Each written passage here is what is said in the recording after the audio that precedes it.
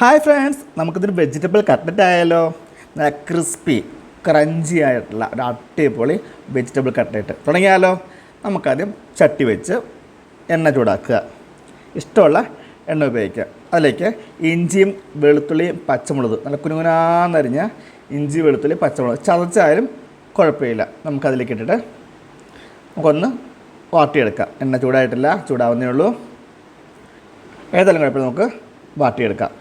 അപ്പോൾ കുനുകുനാന്നരിഞ്ഞ ഇഞ്ചിയും വെളുത്തുള്ളിയും പച്ചമുളകും കൂടി വാട്ടുക. അതിലേക്ക് നമുക്ക് കൊത്തിയരിഞ്ഞ സവാള, അല്ലെങ്കിൽ കൊത്തിപ്പൊടിച്ച സവാള അങ്ങ് ചേർത്ത് കൊടുക്കുക. ഞാനിപ്പോൾ ഒരു 4-5 സവാള ചെറുതാണ് എടുത്തിട്ടുണ്ട്. ഇനി അതിലേക്ക് ഉപ്പ്, നമുക്ക് പച്ചക്കറികൾക്ക് ആവശ്യമായ ഉപ്പ് നമുക്കിവിടെ ചേർത്ത് കൊടുക്കാം, കുഴപ്പമൊന്നുമില്ല. കാര്യം ഇതിൻ്റെ പുറകെ നമ്മൾ ക്യാരറ്റ് ചേർക്കുന്നുണ്ട്. അതിൻ്റെ പുറകെ നമ്മൾ ബീട്രൂട്ട്, അപ്പം വെജിറ്റബിൾസ് എല്ലാം വരുന്നുണ്ട്. അതിനനുസരിച്ചുള്ള ഉപ്പാണ് നമ്മൾ ഇപ്പം ഇട്ട് കൊടുത്തിരിക്കുന്നത്. അപ്പോൾ സവാളയായി, ക്യാരറ്റായി, നല്ല തീരെ പൊടിയായിട്ട് കൊത്തി അരിഞ്ഞ ബീട്രൂട്ട്, ഗ്രേറ്റ് ചെയ്തെടുത്തിടത്തിലും കുഴപ്പമില്ല. പൊടിയായിട്ട് കൊത്തി അരിഞ്ഞാൽ അത്രയും നല്ലത്. നമ്മൾ ചോപ്പി എടുക്കത്തില്ലേ, ഫൈൻ ചോപ്പായിട്ട് എടുക്കുന്ന ബീട്രൂട്ടും കൂടി ചേർത്തിട്ട് നന്നായിട്ടൊന്ന് വഴറ്റി കൊടുക്കുക. നന്നായിട്ടൊന്ന് വഴറ്റി ആ പച്ചമണം മാറി നമ്മുടെ ബീട്രൂട്ടും ക്യാരറ്റും നന്നായി വാട്ടിയെടുക്കണം. ആ സമയത്ത് നമ്മളിവിടെ ഉരുളക്കിഴങ്ങ് ഉപ്പിട്ട് പുഴുങ്ങി തൊലി മാറ്റിയെടുക്കുവാണ്.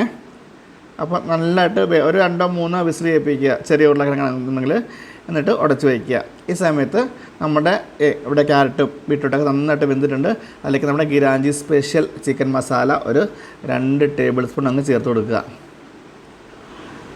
അപ്പോൾ ചിക്കൻ മസാല മാത്രമേ ഇവിടെ ചേർക്കുന്നുള്ളൂ. പിന്നെ ആവശ്യത്തിനുള്ള കുരുമുളക് പൊടി കൂടി നമുക്ക് ഇവിടെ ചേർത്ത് കൊടുക്കാവുന്നതാണ്. എരിവിനുള്ള പച്ചമുളക് നമ്മൾ ഇട്ടിട്ടുണ്ട്, 2 എണ്ണം ഇട്ടിട്ടുള്ളൂ.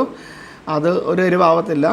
അപ്പോൾ നമ്മളിവിടെ 1 ടീസ്പൂൺ കുരുമുളക് പൊടി കൂടി ചേർത്ത് നന്നായി വഴറ്റി യോജിപ്പിക്കുക. ഇനി നമുക്കിതിലേക്ക് നമ്മുടെ ഉരുളക്കിഴങ്ങ് പുഴുങ്ങി പൊടിച്ചത് നമുക്ക് ചേർത്ത് കൊടുക്കാം. ആ സമയത്ത് മല്ലിയിലയും കൂടി നമുക്ക് ചേർത്ത് കൊടുക്കാം. കണ്ടോ, നല്ല നൂറുള്ള ഉരുളക്കിഴങ്ങ് കണ്ടോ, ഒത്തിരി വെള്ളം കുടിച്ചിട്ടില്ല.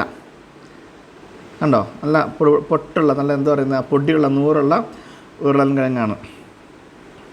അപ്പോൾ ഇത് കൂടി ചേർത്ത് നന്നായിട്ട് യോജിപ്പിച്ചിട്ട് ആ പൊട്ടറ്റോ മാഷല്ല അല്ലെങ്കിൽ ഗ്ലാസ് കൊണ്ടോ എന്തെങ്കിലും കൊണ്ട്, നമ്മൾ തവി കൊണ്ടോ സ്റ്റീൽ ഗ്ലാസ് കൊണ്ടോ നമുക്ക് നന്നായി യോജിപ്പിച്ചെടുക്കാം. നന്നായിട്ട് മിക്സ് ചെയ്ത് നമ്മൾ ഈ ഒരു പരുവത്തിൽ നമുക്ക് ആക്കിയെടുക്കാം. ഇനി അതിനകത്ത് വെള്ളമയം ഉണ്ടെന്ന് തോന്നിക്കഴിഞ്ഞാൽ ഒരല്പം റസ്ക് പൊടി കൂടി നമുക്കൊന്ന് തൂവിക്കെടുക്കാം. നമുക്ക് ബീട്രൂട്ടൊക്കെ വേവിക്കുമ്പോൾ എന്തെങ്കിലും വെള്ളമയം വന്നു കഴിഞ്ഞാൽ ഒരല്പം റസ്ക് പൊടി 1-2 ടേബിൾ സ്പൂൺ അതിൻ്റെ ആവശ്യമുള്ളൂ. അതുകൂടി ചേർത്തിട്ട് നന്നായിട്ട് നമുക്ക് യോജിപ്പിക്കാം.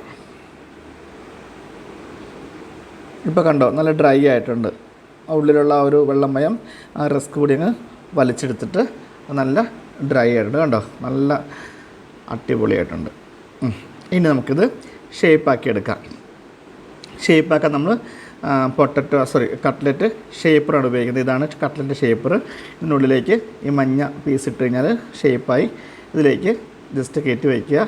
ഉള്ളം കൈ കൊണ്ടൊന്ന് പതുക്കെ ഞെക്കിയെടുക്കുക. നമ്മുടെ റൗണ്ടിലുള്ള കട്ട്ലറ്റ് റെഡിയായി. കണ്ടോ, ഒത്തിരി ഈസിയാണ്. നമ്മൾ കൈ കൊണ്ട് ഷേപ്പ് ചെയ്തതിനേക്കാൾ ഒത്തിരി ഈസിയാണ്. തന്നെയല്ല, എല്ലാം ഒരേ അളവിൽ കിട്ടും നമുക്ക്.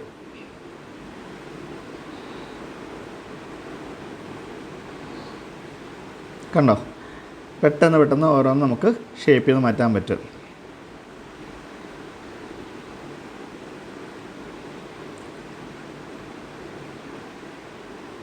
അപ്പോൾ ഇങ്ങനെ നമുക്കെല്ലാം പെട്ടെന്ന് തന്നെ ഓരോന്നും റൗണ്ട് ഷേപ്പിൽ ആക്കി വയ്ക്കാം. എന്നിട്ട് നമുക്ക് ഇനി എന്താ ചെയ്യേണ്ടത്, മുട്ട എടുക്കണം. 2 മുട്ട അടിക്കേണ്ട ആവശ്യമുണ്ട്.